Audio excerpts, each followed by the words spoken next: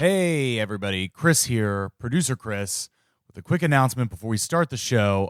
I am here to tell you that we are back. We're coming back, baby. The torture never stops. We are back on the road doing a tour of shows in front of the upcoming Democratic primaries, which means we are going back to Iowa. That's right. If you are in Iowa, we will be at the Iowa City Englert Civic Theater February 1st. Ahead of the Iowa caucuses, and then we will be in New Hampshire, Derry, New Hampshire, at the Tupelo Music Hall February 9th, ahead of the New Hampshire primaries. We will also be coming to Las Vegas sometime at a date that Virgil has not yet sent me because he is not awake yet. That will be sometime the week of February 17th, ahead of the Nevada caucuses, February 22nd. So, again, Englert Civic Theater, February 1st, Iowa City, back to Iowa, we can't stay away. And Derry, New Hampshire, the Tupelo Music Hall, February 9th in New Hampshire. These dates and links to tickets are on chapotraphouse.com/tour. Nevada, we are coming for you as well. If there is a primary in your state, we might be there unless you live in the American South, in which case we will never come. So go to chapotraphouse.com/tour and then now listen to this episode of the podcast, Chapo Trap House. Let's go.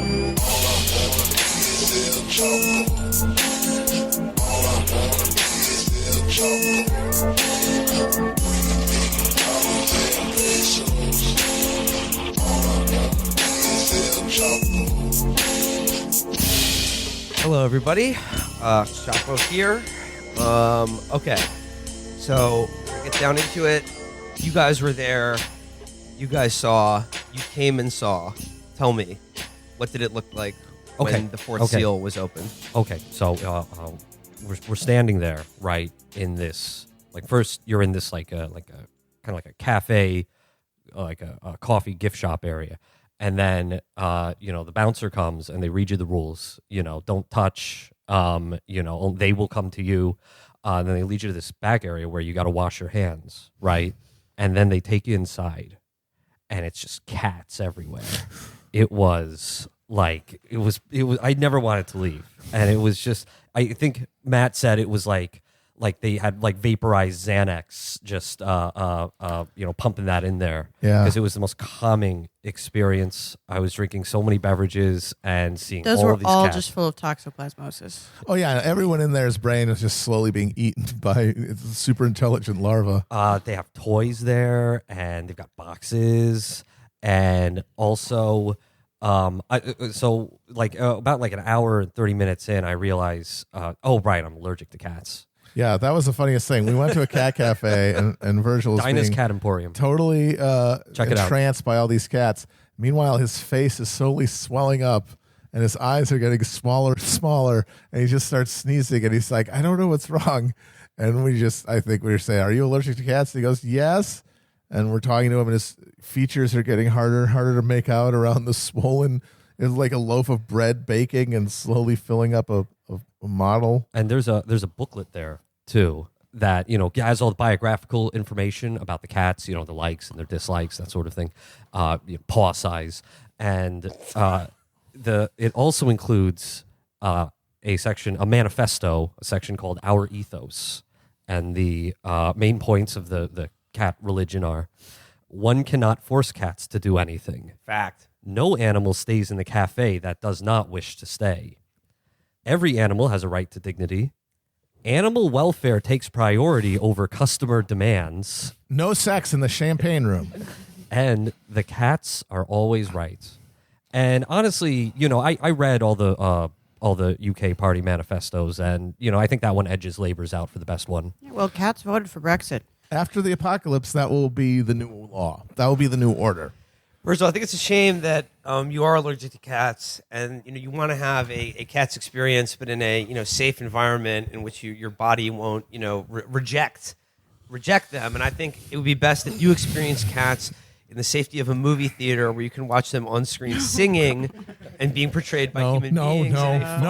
No. Sort of sexy. He cannot see this movie Andrew for his Lloyd own musical. good. Oh, yeah. Me and the gang are going to go watch it this weekend.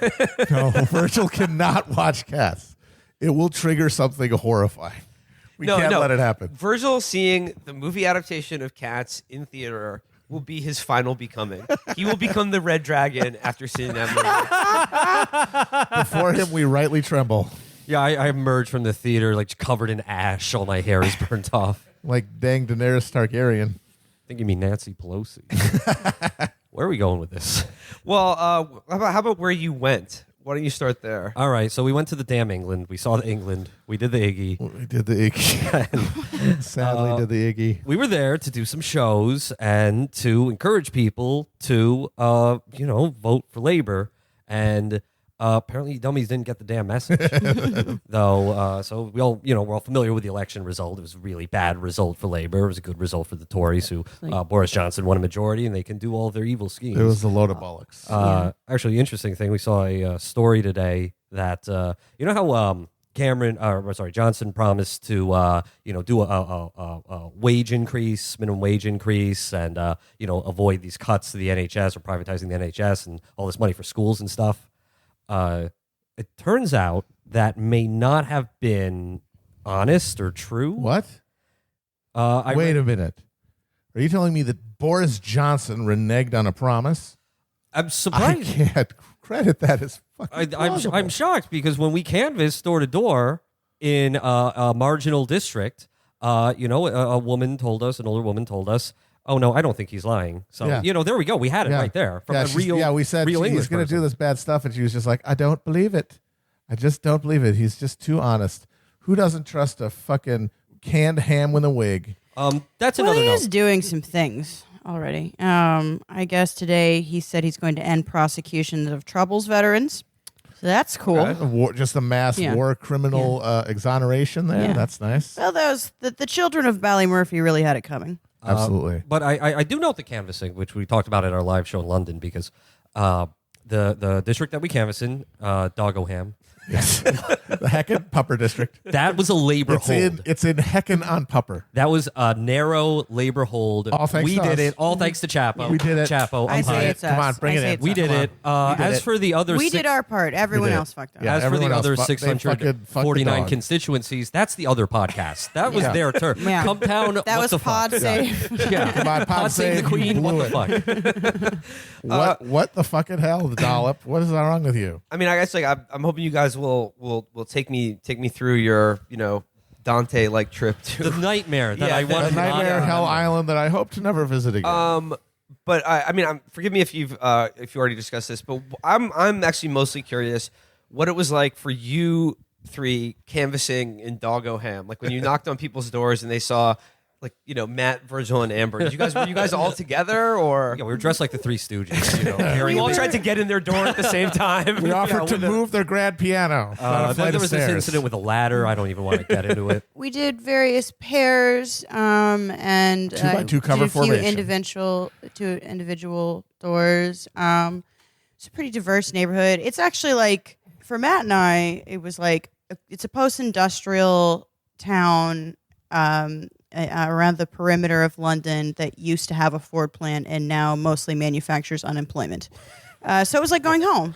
Honestly, I mean, maybe in terms of the general economic, conditions, but I just can't get over how different housing is. Yeah. here. I cannot feel Yeah. in any way at home. much more or that I'm social in housing. a familiar walking in that neighborhood with those tight little houses, like pressed up together. It does and those- make you and think those that odd maybe there curved is something streets. to like actual just like architectural like sociology. It's like maybe if people have to like live next to each other, they do It's have to. honestly true. I really It's kinda like believe the that. ideology of America is like carved out of its fucking road infrastructure. I mean, like Very and- diverse but- neighborhood. Yeah. Lots of African immigrants, Indian immigrants. We saw a few Onslows. If anyone has ever watched Keeping Up Appearances. No. No. Okay. Well, anyway, great character. I mean, I got a lot of labor voters. We did get some people who said, most of us actually got people who said they had always voted labor, but not this time. And they all said it's because they just can't trust that bloody No, Jeremy not even Corbyn. trust. Not even trust. It's I just don't like him. Yeah. Oh, I don't I know got why. trust. You got trust? I got Oh, trust. We yeah, got yeah. dislike. I just- Like Corbyn is a bridge too far. I Which, cannot. you pull know, this dribble for- reading some of the post-election experiences by, people who worked on that campaign, people who canvassed for labor, they got the same thing. A lot of people got the same thing. and the polling suggests that was a very high level of concern for a lot of people. Well, so the residents of Dagenham and Barkingham, yes, Dagenham. I swear. Barking in Doggoham. No, Barking and Dagenham. They were a very big leave town because things like the EU factored into the flight of their former manufacturing base. And a lot of people rightfully were very troubled by Labour's equivocation on leaving the European Union. Woo! Not in a good mood.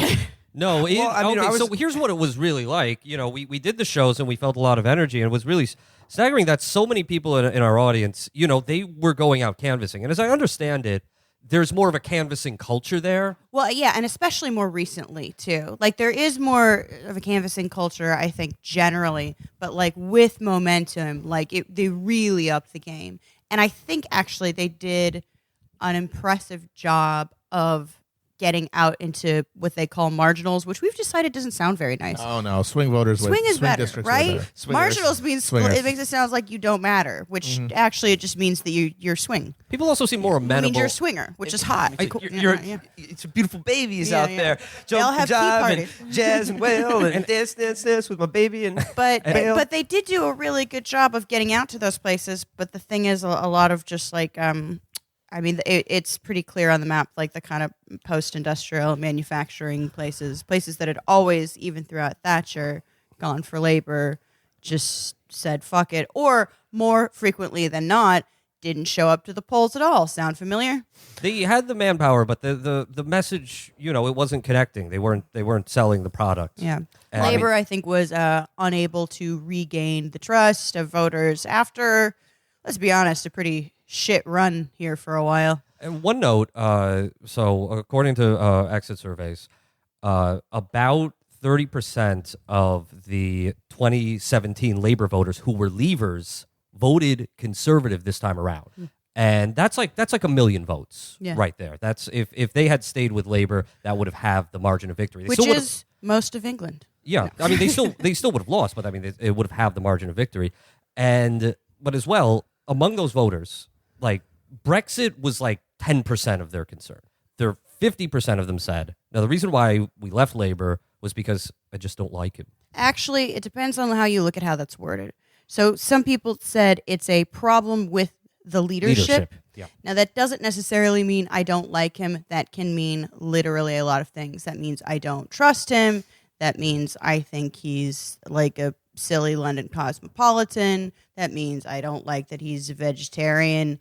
Like he's a gooner. Yeah, he's a gooner. I mean, like, they take that stuff very seriously. Oh yeah, I think honestly, I think you can attribute a lot more of it to Brexit stuff. More generally, I think the right of Labour is going to try to blame this on the fact that Jeremy Corbyn has been a holdout of the far left of the party. But the thing is, when they poll those same areas, they like the policies. Yeah, exactly. So I mean, I personally, like, my personal view of it, I think he was hurt by 5 years of the media, just attacking him relentlessly. And they did very well. He did very well in those areas 2 years ago with the same fucking manifesto. Right, 2 years ago when he was a joke to everyone, everyone thought, oh, there's no way, anything's going to happen except a Tory victory for Theresa May. So they kept their powder a little dry. But after that, it's like, okay, no, fuck this guy. And We've got to people were wrap. Really fuck him. tired too. Like they're like, okay, so like their election seasons are technically short, Yeah. like incredibly short. 6 weeks. But you know how we have been like living through an election for 100 years now? Endless election, baby. I love it. Yeah. So it's been like that, but with something called Brexit, which a lot of people, by the end of it, regardless of how they voted, were just like, for the love of God, please end this. That's and why the put me out of Tory my slogan was misery. so good. It was a good slogan. Get Yeah. Brexit It was done. a good slogan. simple. So you could talk about something else. And as well, Anything, yeah. Talk about how procedures are bleeding nonce. like you alluded to this, surveys show that something on the level of 70 to 80% of the country supports renationalization of water, renationalization of the rails, things like that. They supported Labor's economic manifesto as kind of muddled and scattershot the way they rolled that out. Yeah. They didn't have like one simple slogan that Like they did in encapsulated the 2017. idea. It was a catalog of things. Len McCluskey, the trade unionist, wrote about this like as soon as it came out, and it's like, well, okay, so the party, it was a good party. They had a good message. They had good initiatives, or that the platform was, not the party itself, because the party itself, by the way, was entirely fraught with. And this also horrifies me too, because it's like, I used to think, well, when Bernie gets the nomination, then it's just going to be clear sailing. It's like, oh no, wait, when Bernie gets the nomination, he's going to be subject to a hostile party. Oh yeah. Like McGovern in 72. Just a quick note on canvassing in Doggo Ham. When I was watching from afar, just checking Twitter or whatever, I started like the very, very early reporting and results, and I knew you guys were in Dagenham, and I saw an early result that said Tories They're going to lose Doggo. Yeah, they're I heard going that to lose too. Yeah. I Doggo was like, Ham. fuck. The Tories are coming out much stronger than expected. And all I could think about was this was because Virgil asked to use the bathroom of every person he knocked on the door of. These He's like, bleeding labor scrouches, they'll come to your door and ask to use the loo. Yeah. Just alienating every older Indian grandmother that lives in that area. I'm hungry. you were like, that smells good. Can I have some of It smells that? really good in here. Is there asked to use the cilantro in this? You asked to use the bathroom, and then you asked for a cup of tea, a cup of coffee, and a Red Bull from every single person whose door you knocked on, and they were just like, "It's gone up the apples and pears, mate. These Corbyn supporters are a bunch of wankers. bunch of wankers from New York." Yeah.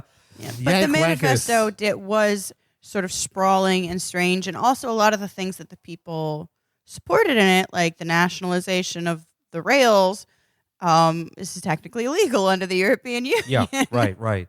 And, just as well, because this is a good indication that plans don't win elections. And especially because, it's a 6-week election. Maybe the manifesto comes in like week 2, right? Yeah. So it's 4 weeks to sell this like big sprawling concept that you don't have like one general idea for. Like in 2017, it was... For the many, It not the few. reminded me of was it Ross Perot who used to do the big PowerPoint presentations? Mhm. And Yeah. it's like, Can I sir, finish? Sir, can you calm down, sir? Can I finish? Can I finish? Can I finish? Can I finish? No, you've been talking too long. I read in one article, some staffer for Labor was complaining that we keep saying a new thing every week, and the Tories just keep saying the same thing over and over again. Yeah. But that's how political communications work. You can only really get, especially in 6 weeks, you can only get one conceed through people's heads. Well, and Which this is is what why Medicare for Bernie All has a is. certain advantage that, they always bitch about him being a broken record. Man, that's his fucking strength. That's how it works. Yeah. That's what I gotta Medicare for All is say, good for. That's why trying Jeremy to fucking... Corbyn, Ugh. very nice man. But have you guys ever seen any of his speeches? Sure. Yeah, like the Glastonbury one. Glastonbury That one one's is fun. pretty good, but also there's does this thing every once in a while where he's like, so my line on Jez was always the best Jez speeches are ones where you can forget that he's a vegetarian. Because sometimes he goes into this spiel that he really liked. It was like, and every child can write a poem, and you're just like, shh, please shut up. I love you. That's so sweet. He but really have is you like a been 19th to Northern century England? utopian It is socialist. a fucking. It's Detroit, but full of less attractive people. He's like a fancy Fabian boy, just imagining future utopias. I know. Very Oh, H.G. he's Wells so sweet. character. Yeah. And he had the best of intentions. He really and he's did. been truly resilient, but His him team combined with just the fucking shit hostility of the party, they just were not able to convince people that Labor could get the job done. I mean, But there what- was a paradox built into the foundation of the Corbyn takeover that was going to undermine it eventually, and that is the only reason that the totally hegemonic Blairites nominated Corbyn for leadership in 2015 was because he was a joke. Yeah. Because he was someone no one took seriously. He was their Trump. And it was. Oh, let's put it. And Well, that'd be hilarious. it was a condescending favor. It's like, oh, let Jeremy have a turn on the pony. That'd be adorable. That'd be adorable. And then, of course, what happened Jeremy is can have a little because of the He failure of stole the pony, Blairism, and he ran because off of with the pony. because of the failure of Blairism, I mean, it is Yeah. really analogous to our situation, is that they underestimated because they didn't realize the degree to which the system was totally undermined by its failures and the degree to which people were willing for anything different. And so this goofy little guy became the vessel for the hope of everybody who was alienated by Blairism, just the way that Trump became the vessel for everybody who was alienated by conventional politics. And so it totally took but what that meant is that once he's in power, he's still the guy that nobody took seriously. Yeah. And it's not just his politics that's why. It's not just that they take him seriously. They suddenly realize begrudgingly that, they have to take him seriously. Yeah. And they had never planned on doing this at all. Yeah. And it was infuriating, and So, they like, resented it. And yeah. honestly, God, if they had just had some real good Stalinized purge, That would have early helped. on, That would have helped a lot. They just a few scouts. They would have helped a lot. Just a Yeah. few. No, if fucking they'd scouts. done a little Here, 79 fucking bath Starmer, party. that piece of shit.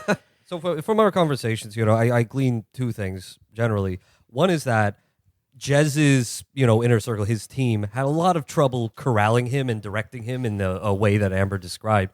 And interestingly, I hear much a similar thing about Bernie. The difference is Bernie actually has really good political instincts. Oh, yeah. Yeah. Like, let Bernie be Bernie would actually work. So, I just would we like to talk about my article? one quick thing to your point about Stalinist purges. I saw Nicholas Kristof the other day speaking about the UK election results, saying, like, look, there's a lot of differences. You don't draw too many lessons from like the experience of Corbyn. But don't draw too many lessons. Please don't learn anything. No, but what he said was, like, due to like the nature of the American system of government, like, should Bernie Sanders get the nomination, he won't be able to do, quote, Corbyn-like purges of the party. And I was just like, if only. holy if shit. Only. He was like, oh my God, like that is the first thing he needs to do by any means necessary. Oh, is yeah. fucking just I'm telling you, man, 79 bath party conference. open Half up of those you- windows. Half of you have to kill the other half. Yep. And that's- Gentlemen. you know, as the famous, who's the robber baron who said, "I can always pay one half of the Democratic Party to kill the other half." Or the poor. Well, I know that I'm updating it Oh, for right, yeah, our Right. purposes. And that was the other thing, of course, that their national campaign operations were really screwed up by that division in the party. Oh, it was huge. It was chaos, and it interfered with so many things, and it really weakened people's confidence in the party, so that even people who did like Corbyn were just like, well, they're not going to let him get it done. Well, Amber, like to your article, like you were probably the person I know who is the most steeped in this history, like this life. Yeah. You're writing a book about this. Yeah. My oh God, it's so awful. You're my in my proposal, I said, well, this is about the rise of post-democratic politics, post-Cold War, post-neoliberalism, and now it's kind of about the rise and fall, at least half. But we still got a shot. But like you spent the most amount of time there. You know the most amount of people there. You're like They're closer all to my this. friends. Yeah. We all hold hands. Yeah, you're the closest to this of any of us, and you had an article. They let you into their magic tree, where they cast I spells. told you not to talk about the magic tree on audio. So why don't you take us through this from your perspective? So I co-wrote something with Anton Yeager, who's a Jacobin editor, called Corbyn Lost, but Bernie Can Win. Basically, arguing that we have learned some things from this that are essential, because there are differences, but there are also some very similar obstacles. But I start out sort of talking about the Durham Miners Gala, which is like this huge celebration of the miners who no longer exist in the UK. The entire They've all been molested. The union was vested in a strike in '84 and '85, and it was kind of like a harbinger to the end of history. It was the last major defeat of social democratic politics, of labor politics in Europe. It's one of these world historic tragedies that I think they even haven't totally acknowledged. So 2 years ago, I went, and it was just like amazing. And by the way, hundreds of thousands, I think there's like 200,000 people are in this town called Durham, which is like, it has like a college and like, I don't know, a Top Shop. Like it's like it's huge. It's just so full of people, like full of people. And you go in and there's all these lovely northern people who, worked in manufacturing or came from manufacturing towns or, their grandfathers or fathers were miners. And you see some of the old miners and it's this huge celebration for, these people who like built the world. And I thought this is going to be sad because I don't have any jobs anymore. But actually, apparently, and this was maybe for the first time in a while, the mood was extremely positive. Everyone was so excited. And Jeremy Corbyn took the stage and everyone was cheering wildly to everything he said. It was a huge reception from like, young people to all these like, old former coal miners. Like it's very multi-generational. It's amazing. And I don't know, I was just really full of hope. Everyone was like, riding high on a beautiful wave.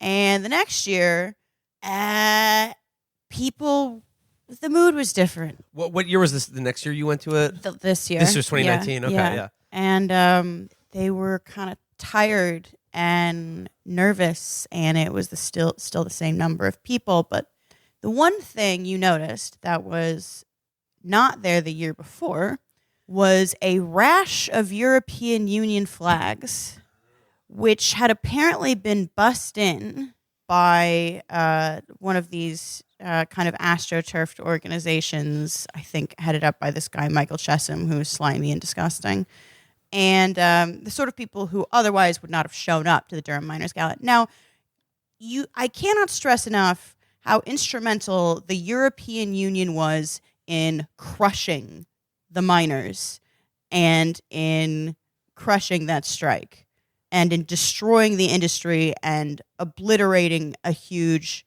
force of union labor.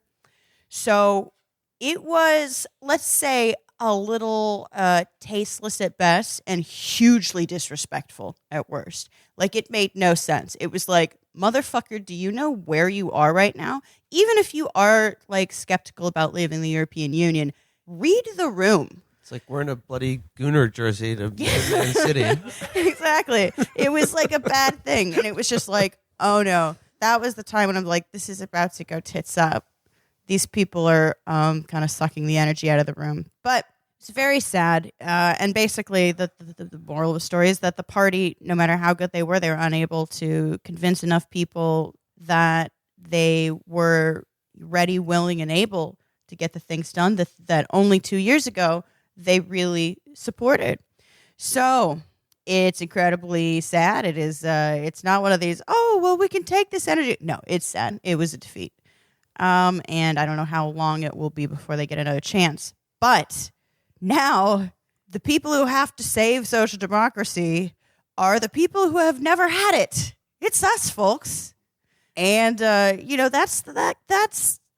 a lot of pressure, but Bernie can win. Fuck it. Let's do it and be legends. Bernie, we are going to be bloody legends. We're going to be bloody legends. Now, I didn't put this in the article, but we have two advantages that, like, Corbyn didn't. One, and the Democratic Party has done a lot of this work for us. Bernie's not a Democrat. Damn fucking right he's not. That's like he should put that on his fucking bumper sticker. It is one Damn of his chief fucking advantages right as a it's not. candidate. Yes. You do not recognize, do you not understand in your pea brain Yeah. that to anybody who is not a MSNBC zombie, Yeah. that to not be a member of the Democratic Party is a huge advantage. Yeah. It's one of the most dog shit brands on the planet. He is not. He does not have like the stink and horror and betrayal of Blairism hanging around his neck, Yes. and that is amazing. That's like saying he's not a Boeing Supermax jet. But Amber, The second one is he's not a nice man. And poor Jeremy Corbyn was a nice man. Oh, he's so who nice. who was like, well, we're all friends here. I'm going to form a cabinet of adversaries. Bernie's not going to do that. Bernie knows that liberals hate him. Yes, and he hates them. And he hates them. He and will he purge them welcomes immediately. their hatred. It's gonna So happen. he has those two advantages. Yes. He's gonna show up to the fucking DNC with the fucking helmet full of grenades and just have everyone pass one around. Yeah. But then I have 4 reasons why Bernie can win. But just to your point about it's now on us, the people who have no experience of it, to save social democracy. Woo! This is something I realized, or like talking to people when we were on our European tour last year, and like all these people were coming out like from in Germany to like hang out with us and talk to us, and it was sort of like always weird. I was like, well, why are you interested in anything we have to say? And the thing they told us is that like look, we have this experience of socialism or like labor movement or like labor parties here, and we can sing all the old songs and stuff.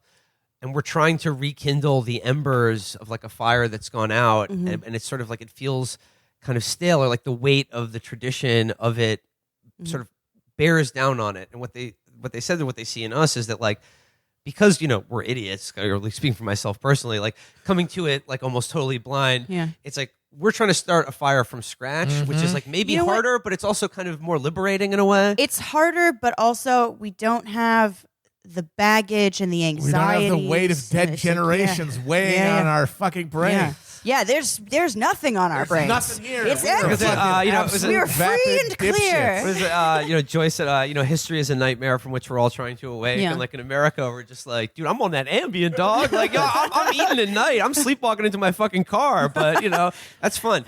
So, but Amber though, get into the. We do want to learn a little bit of things. Yeah, but let's get into. I don't want people to walk away from this episode feeling like they have to draw a warm bath and go down the street. No, but okay. So what are the positive things? What are the 4 reasons here? Okay, so first of all, what we learned from Corbyn, and basically starting from 2016, is that we learned to count, and that is very important. There's something about political people is that they can't fucking count.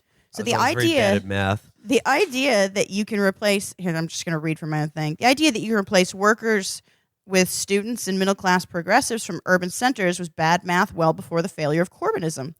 And perhaps the UK left would have avoided this mistake had they too been haunted by Chuck Schumer's famous last words: "For every blue-collar Democrat we lose in Western Pennsylvania, we will pick up 2 moderate Republicans in the suburbs of Philadelphia." And you can repeat that in Ohio, Illinois, and Wisconsin. For fuck's sake. I don't know. I feel like that is true that they gambled wrong, but they were kind of fucked because you could say they shouldn't have made the trade of working class for the urban the urban bourgeois or whatever. But the fact was, by 2019, if you let go of one, you're going to lose one of them, and that's going to fuck you no matter what. And they made a choice. But it was like they were constrained because it's not like they could have made just the wrong said, "Fuck choice." you." At the very least, we know that they didn't make the right one. We could say that, but I think you can also say that if they'd made the other choice and said "fuck you" to all those urbanites, that they would have lost anyway because of defections to the Lib Dems. I disagree. So here's the thing: this is a Bernie would have won situation. Let's say Bernie wouldn't have won.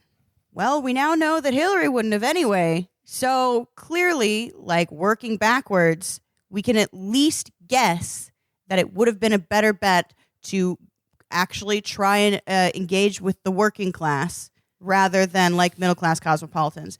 And the other thing is that liberals actually, sometimes they defect. Yes, it's true. But fundamentally, they're rear guarders and they go where you fucking tell them to go. You woo the working classes, you bully the middle classes. Carrot, stick. The thing is, I think they were. I honestly, that might have been the case. I would say that there's also a good chance that they defect to the Lib Dems and they still lose. But I think the argument would be really for the go to the north, go to the labor red wall and rebuild it. Argument is not anything to do with this election. I think they're fucked either way. Honestly, I don't think they would have won. Maybe not. But I feel like they would have been. They would have been in just as much of a fucking. They loved them 2 years ago. But that they would have been positioned in a better spot to move from that defeat. But I honestly don't know if they could have won. It feels to me like a fucking Kobayashi Maru situation. We can agree that they would have been better off. Right? In the long term, yes. Yeah. I don't know what the medium term would have been, but I just feel like they were fucked because they'd established this coalition and Blairism had done this and you can't just undo it overnight. It's true. It's very difficult to earn trust after that long. See, that's my concern. However, they had much more support 2 years ago, and this entire fucking thing ran out for anyway. But they're going to say, like, we can't overestimate the political potential of middle-class progressives, but also, and here is where I linked to a Cushbomb tweet, we should pay close attention to the loyalties of the professional left. And Matt found this lovely little tidbit on gender trouble. Oh, God, this was so amazing. I didn't find it. God bless the person who did. They're mad at me for stealing their tweet. I should really look them up. In fact, maybe I will at the end of the episode and shout them out so they'll stop being mad at me. But somebody found... I will never stop being mad at you. Going through the FEC website that Judith Butler, queen of gender studies, author of Female Trouble, that her first and biggest political contribution of the 2020 presidential election season was to Kamala motherfucking Harris. Yes. Kamala, discipline and punish Harris. It all comes back to Foucault. Indeed. Always. No, yeah. I mean, and that's the thing is that, like, maybe question what a radical sort of means in these situations. But it's just also, again, it's a matter of counting. Even among the Bernie-crats, like, Jacobin readers, the dirtbag left, and Rose emoji Twitter won't replace a mass movement of working people for whom politics is not an identity or career, but a means to an end. So Wait, you're telling me this now, Amber? Oh no! After all the work I've put in on this fucking show. God damn it, motherfucker! Well, guess I'll just fill my pockets with stones and walk into the ocean. Okay, so second. The American left can't be held hostage by professionals. Like, however precarious and downwardly mobile we may be, the middle classes and our particular passions can't be the primary audience of the campaign or the activist left, who often have their own economic incentives for pushing that agenda. I don't know how to talk about 80 Bargain without getting into trouble. I would avoid it. Yeah, I would. I would. Let's say this. Let's skip I that think one. we all know some people. Okay, let's say this.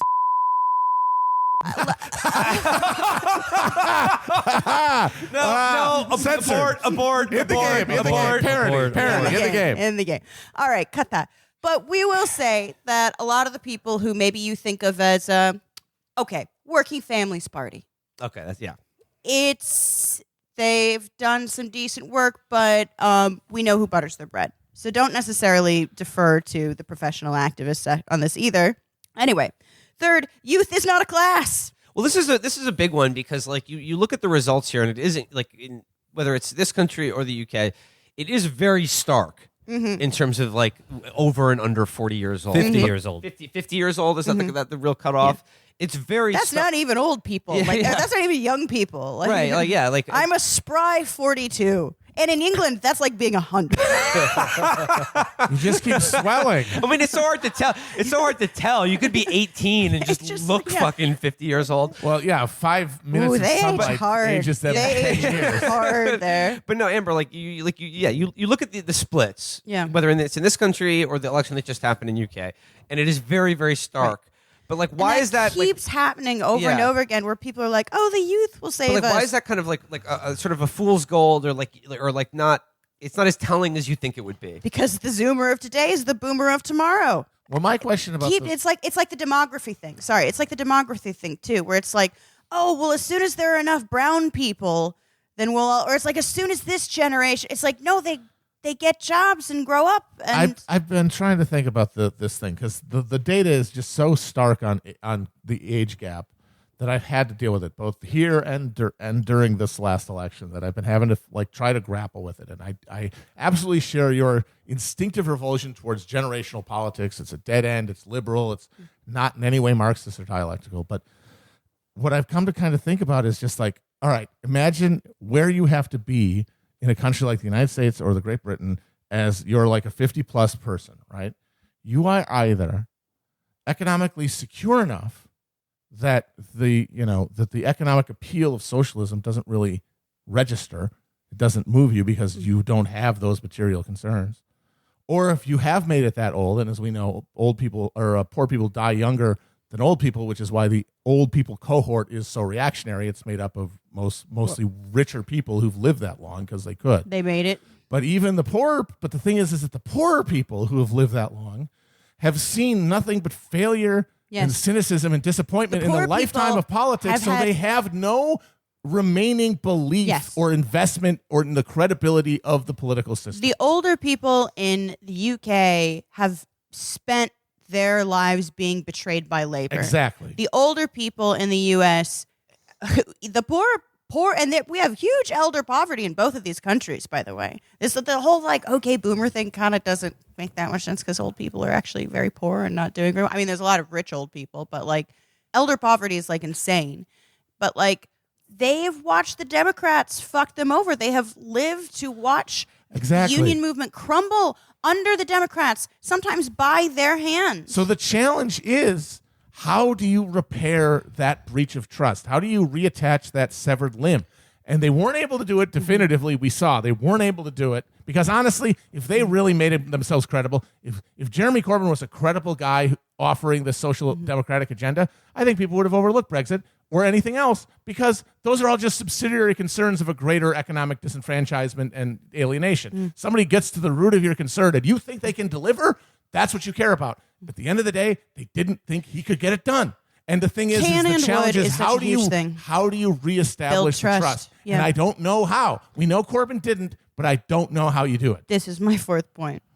Finally, we understand that this is first and foremost a campaign to democratize the economy and build working class power, not a moralist crusade to convert every American to the cultural etiquette and private language of a self-appointed left. The problem with left-wing campaigns for a while is that they've been very moralist in tone. They've been very, every child gets a poem in tone, and they have not been about strength and power. And even the manifesto, I love it, but they're like, we're going to give you all these things. That sounds like a lie. I mean, it just sounds like how many times have poor people been told that they're going to get all these things? But anyway, also to the moralist point, people don't need to be lectured on how to be good because people are already good generally, and we like them and we care about them, and they deserve better, and they deserve control over their lives, the wealth they produce, and the political machinery of this country. And that is the winning message of the Bernie campaign. That is how you build trust. You don't just talk about, we're going to give you these things, it's going to be great. We're going to talk about, we are building power together. I will say that the thing that there was a BuzzFeed article about the Bernie campaign talk about that really was great, and what it pointed out and really underlined is that at some level Bernie understands because he really has he's a mentat for America's leftist tradition. He's absorbed the entire thing into his being. He's a lawnmower man. So he understands the challenges posed by trying to recreate a left movement in this country. And so that article talks about how the 2016 campaign was premised on the big rallies, and that was to give him credibility because this is a guy who came out of nowhere.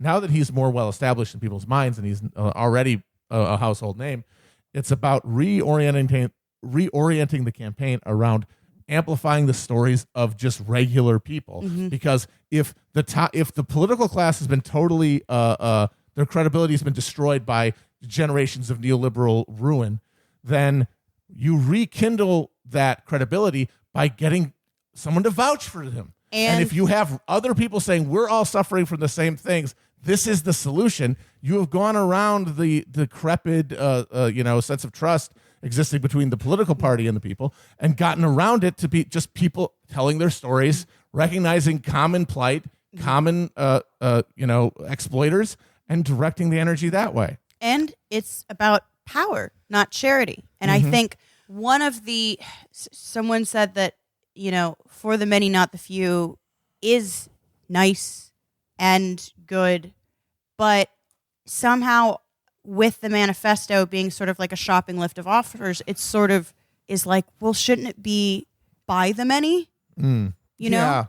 And that's why not me, us is good. A stronger That's one. such a good point. That's a really good point. Yeah, it's for the many, not by, because that is, At the end of the day, that's why nobody We're not bought giving it. you things. We saw so many We're fucking people taking power. who say like, oh, they're going to do X, Y, and Z, and their Yeah. answer was, yeah, they say that all the time. Yeah, they're going to Like, give us this it's a bunch of fucking con artists. manage us from on high. Yes. Like it has to be a collaborative process. And the thing is, that's why it's such a challenge, because like the neoliberal era has been battery acid on social cohesion and social bonds, to the degree that the kind of organization that makes citizen participation possible is unthinkable. Yeah. So like you're recreating the very idea of a fucking political commons out of thin air, out of a generation of amnesia. Yeah, Bernie isn't just promising you stuff. Everyone promises you stuff. The right wingers promise you stuff. Bernie is demanding we get a seat at the table. Yeah. And that we have to fight. Like the fight begins when we vote, which is why I'm a little worried, because people are so conditioned to think that politics is stepping into a booth with 2 or 4 years, and pressing a button, and then they go home and then something takes care of itself. If that's the model, then nothing will ever be accomplished. And even if Bernie wins, it'll be a failure. People have to change their relationship to politics and participate. But the thing that makes them want to participate is the feeling that they're actually doing something. This and is they a actually fight have control for of their power. destiny. This is a fight for power, and it is a fight for control over our lives and the wealth we produce and the political machinations of this country. And Bernie has a stronger message on that than Corbyn did.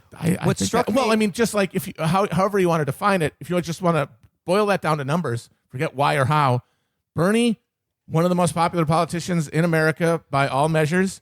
Corbyn, dog shit, sub-zero numbers in personal likability. We could talk about why that is, but that's the real material difference, is that they cannot do to Bernie what they did to Corbyn.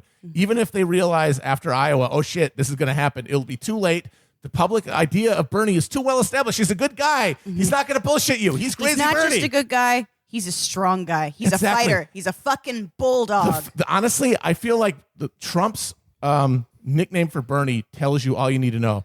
Tells you that Trump, because Trump has This is really good, Trump is a yeah. moron, but he has an instinctive understanding of the he's electorate. so good at bullying. He has, and he's a master bully. He yeah. goes for weakness. That he's a tiger shark, just like smells the blood and goes for weakness. And so he knows who is a threat, and he knows who he can fucking bully into submission. And so he gives them nicknames to try to set the public idea of them. It was Crooked Hillary in 2016. And it's like, yeah, she's incredibly crooked. Everyone understood that. And it reminded them every day what a fucking crook she was. This time, what does he call them? Sleepy Joe. He's senile. He's sundowning Little all the time. Marco? He needs a nap. Oh, little Marco. Little Marco, low energy Jeb. But like right now, Sleepy Joe, he's a senile old man who's out to lunch. Watch it for 20 seconds and that confirms that. And so it reminds you of what you know about him. All he is doing is reminding you comically of what you already know about that candidate. Elizabeth Warren, Pocahontas, she's phony. She's full of shit. She's a fucking white lady pretending to be an Indian. And you know what? Elizabeth Warren is insanely phony. Yeah. Watch her try to prevaricate on Medicare for all in any interview or in a debate, and she just like the squirming energy of a lying bullshitter just fucking wafts phony. off the fucking screen. Yeah. But what is the name that he gives to Bernie? He calls him Crazy Bernie. I'm sorry. Crazy Bernie is awesome. Crazy Bernie gets you a deal America. on speakers. Come down to Crazy Bernie's. 50% off all hi-fi units. And America you know what? loves crazy You go down people. there and you get a cheap fucking hi-fi. Our deductibles and premiums are so low they don't exist. It's insane. So Trump even subconsciously understands who's the real threat to him. Yeah, you know what he's doing? He's dangerous Donalding Bernie. Exactly. Damn, two cool dudes running for president against each other. Can't wait. Dangerous Donald and Crazy Bernie out on the street. But, in their doo-wop band. Wearing matching leather jackets. But to that BuzzFeed article about Bernie, like the standout graph, and it's the one that got shared the most, and it's the one that really, really stuck in my head because I think it really clarifies a lot of what I respond to in Sanders and what I think most of the people who support him respond to. They talk about like what distinguishes the way he campaigns from others is like how much he doesn't want to talk to the media. He hates the media. He hates everything well he about should. Yes, He as hates well he should politics. too. Everyone who is just If you don't like, hate the media, if you're our on the left journal- and you don't hate Exactly. the media, you're a group. Exactly. So, but what he, But you know when I did the interview with Bernie, the first thing he did is walk in the room, smell it, say it stinks in here, look at me, go, what the fuck is a podcast? It's a radio on the internet for virgins. Okay, let's get this fucking thing over with. And No, you're like, so- yes. But what Yes, he sir. what he does, in favor, like what he does instead of that is he talks to people, and he talks to people one on one, or like about the pain in their lives, the misery, like the suffering, that from the small to the great that they experience on a day-to-day basis. But what's different about that is that it's not the Bill Clinton DLC shit, the I feel your pain thing. And what Bernie does that's different is he says, like, I recognize that this is why you're suffering, but like we're all suffering. Everyone feels the same thing you do. And most importantly, you're not wrong to feel that way. And the way that Americans have been conditioned to react to the struggles in their lives is to turn it in on themselves and feel self-loathing Yeah. about why you're not doing better. And Or turn it outward in reactionary ways. yes, yeah, exactly. Like, and the way that like just the for as long as I've been alive, like the liberal or democratic establishment has basically just accepts markets as like the weather, that we've all just decided that this is What can you essentially do? unchangeable, and the best we can do is feel your pain in a way that is like phonily, like it sort of registers that we understand you in some vague way. But what we're actually offering you are the the skills wallets that you need to compete in like our ever. There is no alternative. Yeah. What we're gonna Bernie give- is telling us we can control the weather. How about Yes. 6 we day can weeks? control the weather. How about 6 we day will weeks make for it poor rain. kids? How about we constantly have cops shooting at the feet of poor children to get them into schools? Oh yeah, whenever God, they see them that in was public? fucking Michael Bennett just said we need a 6-day week. We need for to fucking basically 6 day turn week. our children into fucking helot slave troops. Because meanwhile our fucking rich kids, the children in the private schools, of course, they would insist that their children need to be treated like fucking Emile from the goddamn Rousseau book, and get to just like grow in an unfettered freedom expression zone. Meanwhile, poor kids have to be turned into basically fucking galley slaves for the fucking SATs. Yeah. They get turned But that's into what they mechanical deserve. clerks, That's yeah. how they get out of poverty. Maybe some of them. But I'm just saying, like, this idea that like we're gonna tinker at the edges. We're gonna give you the skills you need to find the opportunities that will help you in our global solutions for a global world, and our like entrepreneurial changing economy. Oh, and by the way, except unless you work in the healthcare sector, by the way, if you lose your job, then that's a fucking tragedy, and that should never happen. Everyone else get fucked. Like, yeah, learn a new fucking skill. Go to the skills store. We're offering discounts. We're going to give you an earned income tax credit to go to the skills store and shop for the fucking skills you need to get another job. Skills supermarket sweep. All the skills you can grab in 30 seconds. But yeah, no, it's just that It's like sense skills of Black Friday where women are just punching each other in the face to get the best skills. But yeah, Bernie understands that you have to reestablish credibility with your fucking claims before you can. And he's build got an on edge anything. because he's not a fucking Democrat. And that's that's like, if you don't recognize that that's a plus, you fundamentally misread the moment, as most people do. Because what they don't understand, and I think this is on everybody from like the center left squishes to radical ultra leftists, you might be able to convince them that you could say, like, the movement towards any kind of decent society, socialist, communism, whatever the fuck it is, it's a marathon, not a sprint. We're in the marathon, and you can argue about where in the marathon we are. But I honestly feel like anyone who believes that is fundamentally delusional, and that where we actually are is we're in a goddamn medical tent reattaching someone's leg. Like, we're at the stage of just creating the fucking connections that would be the bare minimum for a leftist movement. And so you have to ask yourself, when you look at Bernie, what is his position? He is a grizzled old sawbones. He's Doc Cochran from fucking Deadwood. And his job is to put those fucking legs back on and we have to to make it possible for you to run the goddamn marathon. we have to take our face off and reattach it to another person's face and live their life. Yeah. Real quick though, I mean, I brought this up on our last episode, but I want to ask Amber and Virgil about it. To what extent do you think the Corbyn's Labor Party Corbyn himself is a vicious anti-Semite?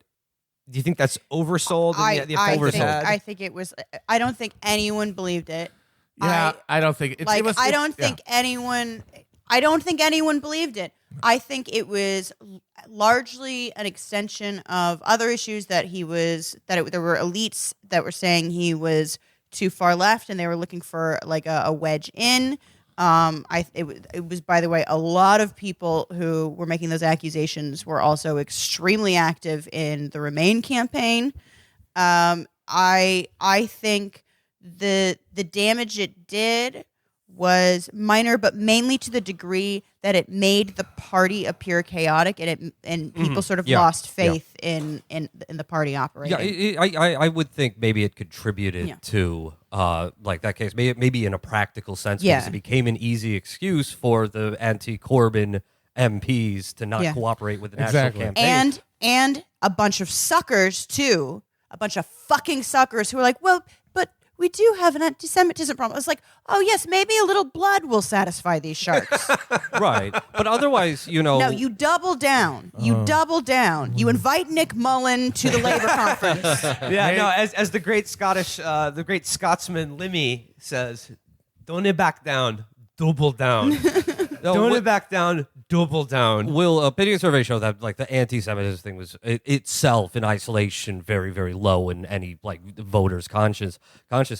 That being said, crap. Sorry, I forgot the second part of that. I'm tired. I would just say that I think it was a diversion, and to the degree to which it affected people's perception of Corbynism was more that it was like, wow, even his own party won't stick up for him. The real problem is, when the media is only talking about anti-Semitism, well, they're not talking about other things. They're not talking about the NHS. Distraction. I would say that anti-Semitism is best understood as a leading indicator of a general 2-year-long conspiracy of the British media to libel and undermine Corbyn for political purposes. Yeah. I would say that's because they tried with the IRA, Hezbollah, They threw a million and things. they're like, Jews. And it's like, the Jews thing it doesn't tell you anything itself. Like, most people probably aren't thinking of it when they vote. But it is just like a tuning fork that resonates with the highest frequency of the concentrated conspiracy of the media effort to delegitimize him on purpose. And they're doing all this other stuff, and and people are affecting it. Some people are thinking IRA. Some people are thinking, oh, he's just a feckless pussy. Some people are thinking whatever. And but some people are thinking anti-Semitism. But that's just because that's like the highest. It's like that's the thyroid tissue collecting all the Chernobyl uranium, whatever. But it's just a second order effect of the entire conspiracy, the literal media conspiracy. The conspiracy against which, of course, in Britain happens out in the open because that's how their media is. Well, I remember it now. The other thing is what I said at the live shows. You're English. I mean, you're basically anti-Semites, right? So it doesn't matter. But honest to God, that one of the worst things they did was give them an inch within the party. It was the stupidest thing. You can't ever do that. You need to develop bullshit detectors. When someone is being disingenuous, they're like, "Well, don't you think the party has a problem with anti-Semitism?" Be like, "No, and neither do you. This is bullshit. Yeah. You know it. I know it. No one believes that Jeremy Corbyn is racist against anyone." At all. I think the party as it existed when Corbyn took it over, when when Brexit became the fucking wedge to try to break it apart, the coalition, and he had to pick a chunk, I think it was predetermined by the state of the coalition that the Blairites had created that it would go towards the cosmopolitans, towards the Remainers, because they were going to have the most influence. They were going to have the highest concentration of connections to the leadership. They were going to have the most consistent pressure to apply, as opposed to those far northern districts that don't have the connections. After a decade plus of knowledge economy, urban bullshit. Before we get to the closing of this episode, I do want to segue to something else here. David Adler, an acquaintance of mine, wrote another fucking post-mortem for the UK election. And I some of it I agree with, some of it I don't. But the interesting observation he made was that the American version of Brexit, the American analog of Brexit, in terms of its symbolic power, in terms of what it actually represents, and is not the election of Trump, but now it's impeachment. Yeah. And here's what I don't really agree with. And maybe this can be something we can hash out here, since, usually when we get together and, get some drinks in us, we pretty much solve all the problems. Yeah. But then we don't remember it the next day. Yeah, That's why we got to record it all. Someone's going to write it down. So if you're out there, write it down. Don't send it to me, but write it down. Scrawl it into a cave deep under the earth. It could be a here- canticle for Leibowitz in 2,000 years. Here was his fear. It's that, okay, so I agree with him to the degree that for Remainers, the symbolism of Brexit, the guy I met in the fucking cafe said, but I identify as a European. That is the same exact psychosis that our liberals have over impeachment and the meaning of this, which is, again, a totally symbolic process. Yes, correct. Like, it's not going to have any real It doesn't mean anything. They don't have any. And the problem is, like, substantively, when you talk to people who supported the European Union, they couldn't necessarily tell you exactly why. Because if they were concerned about immigration, they were like, but the manifesto has a better and more generous immigration policy. If they were concerned about, like whatever, international cooperation, they were like, yeah, but this place is just like crushing Southern Europe under its boot. If they were concerned, like, they didn't quite know what it was. It's a symbol. It's very much a symbolic thing. It's their cosmopolitanism. Yeah. It's what they believe left internationalism is. And here in the United States, I don't know if, Amber, you've been treated to this, but on impeachment eve, hundreds of thousands of liberals gathered in public to sing impeachment-themed Christmas carols, very bad vibes. carry signs. Some of the worst for, vibes available. again, what is a totally symbolic process brutal. that will have absolutely zero effect on anything. political repercussions. Nothing. Means nothing. Couldn't my mean less. God. Which is honestly, thank God it doesn't, because like people are worrying about like, It meant nothing. It was nothing. Give me a second chance. And even Ted Lieu, the tweeting congressman, said on the floor of the House, and I don't know if you caught any of the hearings. I caught about 3 minutes of I watched nothing. Where every single congressman just gets up and gives the same 2-minute speech. well, That except sucks. for my boy Clay Higgins. Well, hang on, man. we'll get to that. We'll get to that. But Ted Lieu, the tweeting congressman, said, if Trump is forced to leave office in 1 month, in 1 year, or even in 5 years, he'll always have that asterisk next to his name. He'll always carry the stigma of being impeached. Like Roger Maris. Yeah. And, okay, so, but here was Adler's argument, that this will backfire in the same way that by not respecting the Leave voters, not respecting the Trump voters, will be in some way a drag on the Democrats' chances. And I'm not sold on it. No, because I am you don't quite need Trump sympathetic to base it. for that. You don't need to get Trump voters. I'm sympathetic to it. It won't just piss off the Trump base, is my argument. I would argue that it makes the Democrats look like people who are not in fact interested in campaigning and producing a political program that appeals to people, and are in fact trying to gain power by doing intra-elite, I checked the rule book bullshit. Yeah. Like, it makes them look like petty, sore losers. Well, the good news is and it's it's not over appealing. soon. No one is like, oh, thank God. Like, this is not how you build trust. I'm just glad it's going to be over soon. I see that. I'm just thinking about the numbers, just the raw number of Trump voters. It's just such a minority that, again, is not necessary to anyone's It's small, and also winning he what do they think the Senate's going to do? Well, here's the other thing. Last time I talked Where were they going with this? Last time I went on Sam Cedars' show, it was while that story was breaking, and he was giving me all the Ukraine names. And Oh no! and so, Poroshenko, he did a DM to Vladivostok Steve. And I like Sam. I think he's a good guy, but he still has the same kind of He's got the he's Gen still X susceptible to the same lib shit. Yeah. And so he got really obsessed with impeachment.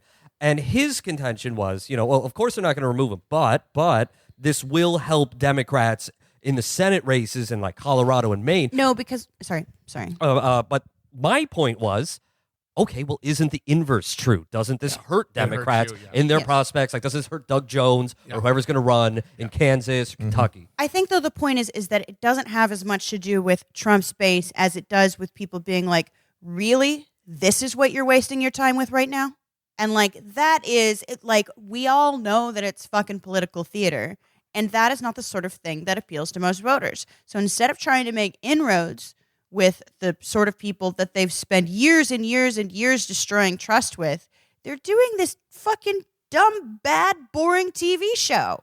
Well, one last question then. I think I broadly agree with you in terms of the political ramifications of this. But, okay, isn't there a practical ramification that, he did crimes? Like, shouldn't they be doing here's my about the Here's my crimes? response to that. What have we learned from The Irishman? Besides the fact that Joe Pesci is a national treasure. We don't. What I learned from The Irishman is that doing murders for your whole life for the mafia is fun, cool, glamorous, and sexy. Because dudes rock. We learned that people don't really care about corruption if they think that motherfucker is on your side. Yeah. I want a crook Yes, that's that's true. for me. That's true. That's very true. Hoffa did nothing fucking wrong. I want a crook that's on my side. And the truth of the matter is, Trump isn't on anyone's side, but there are still people who believe that he is. A lot of people believe it. Yeah, they think they're in on the grift, as Matt said. And that's the problem. So it's like, we're going to get you on technical. Like, to most people, they're like, fuck you. Glad he did crimes. Crimes are cool. Well, just to wrap things up and close things out, like I want each of you guys to like just share like your final thoughts on this experience. But like the one thing I wanted to say about this, I was not there with you, and this is a terrible thing, and like I don't want to blow smoke up anyone's ass by being like there are no moral victories in life, and you can't just like be like, well, we tried, because I mean there's no other way to look at it. Yeah. This is a brutal defeat. Try in one hand and shit in the other. This is a brutal defeat, but at the same time, I mean, what I really want to emphasize is both to my three co-hosts, who you guys going over there and doing what you did, but mainly to all the friends that I've met in the UK through doing the show, who have, basically lived and died this shit every single day. Kippered their biscuits. But, fighting for their future, but let's be honest, by like my future, your future, if you're listening to this show. I was thinking about them in lead up to this election, and I'm thinking about them even more after this election. And I just want to say my just undying love and respect for what you've done. Yeah, and to that point, I would like to say another day. You will have another day, and it will take longer than you want it to, but you will have another day. And you're welcome to come over and canvas for Bernie. Matt? First, I will say that one thing that I found was very clarifying about this whole experience is the understanding that the chief focus of the left, as broadly construed, must be on reestablishing credibility as a political current, as an organization, as any kind, as an institution, infrastructure, anything. Being credible, like actually being able to not just imagine a set of policies, but to propose them in a way that makes It doesn't matter how good you are if no one believes you. Exactly. That could make a bystander just believe you. Being credible. I feel like that's the new challenge that should be focused on above else. Everything should be filtered through the question of what helps to build that credibility, build that sense that you can invest as a person who's had their entire life formed by these awful neoliberal currents and has never had a say about it, to convincingly say to them, you should be involved in this. You should collaborate on this project. How do you make that possible? So I think that's the main task before us.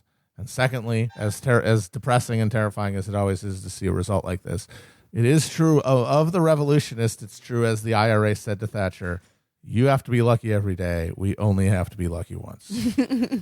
I want to thank everyone who came out and they canvassed. They made phone calls and they donated to fight for labor during these 6 weeks, because everyone knew how daunting the challenge was and everyone knew how important this election was. And they went out anyway. I remember seeing on election day online hundreds of people showing up to canvass at a district because of a tweet that somebody sent out. Yeah. Moby went out and canvassed. Yeah. I think it was Moby. Oh, no, I'm sorry, not Moby. Brian Eno went out and canvassed. Those are not the same guy. How dare you? How dare you, sir? Shut up. How dare you? Cut all of this and let me finish. Stop it. Yeah, Brian Moby's Eno. American. Brian Eno. Brian Eno went. Well, Moby's weird. Okay. Brian Eno went out and canvassed. Moby's also not a British. Okay, shut up. God damn it. Well, he did it. See, now I lost my damn train of thought. Fuck you.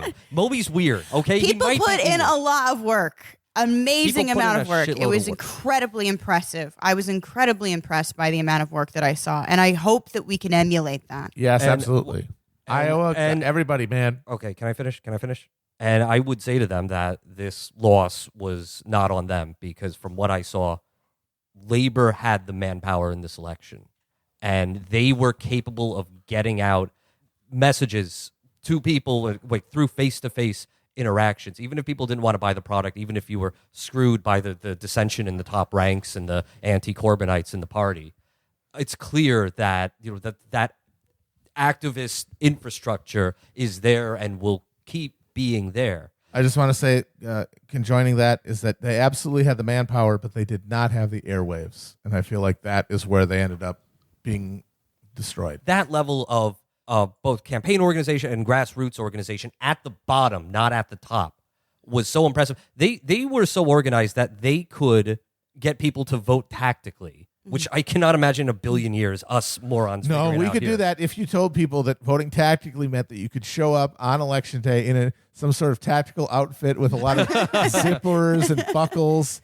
and fucking Three vests. A vest and a Kevlar fucking netting, a Kevlar bi-weave, and some fucking porcelain anti-personnel tank plates, and you're doing barrel rolls into the election. I think that would be fun. So again, thank you, and we hope to do you right next year in the Democratic primaries. Another day. You'll get another day. Oh, and also, like, lastly, Jez, if you're out there, it'll probably be easier for you to come on the show now. So if you want to take it to Brooklyn and talk to us, we don't even have to talk about this politics shit. Jez, if you want to leave that shitty island, you can live in my house. We can watch Netflix together. We can talk to you about trains, sewer grates, Gardening. gardening. know tracksuits. We know a lot of Anime. people who are into all of these things, Jez. You would fit in so well here. You could be all of our dad. We'll watch The Mandalorian together. So what do you say, guys? Think that does it? Pip pip cheerio. Bob's your uncle. You're a bloody legend, mate. Cheers, everybody. We love you. Thank Bye.